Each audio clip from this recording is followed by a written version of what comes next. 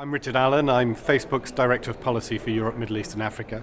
I'm here today at a meeting at the UN Human Rights Council to talk about internet freedom, a subject which has become very topical, as we've seen with recent events, in particular in North Africa, and one which we have to deal with every day when you run a very large internet service like Facebook with over 500 million people globally.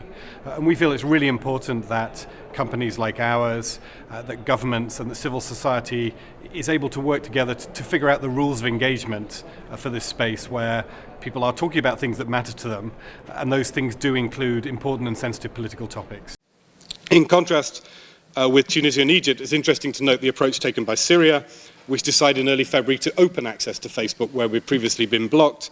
And the demand was so intense after the government first opened the site that we saw hundreds of thousands of Syrians join within 2 weeks. And of these new users, around half of them log on every single day. So there was a huge appetite and thirst for the service. I mean, every government has a legal framework. They prohibit certain forms of activity. And we as good citizens have to conform to those limits wherever we do business. But having clarity around where the limits are, having clear understanding, and having a reasonable amount of certainty that you're not just going to flick the switch one day and remove access to something which is not just very important for social reasons, but actually increasingly is at the heart of your economic activity, a whole range of aspects of your life. So again, citizens are more and more dependent on online services, including ours.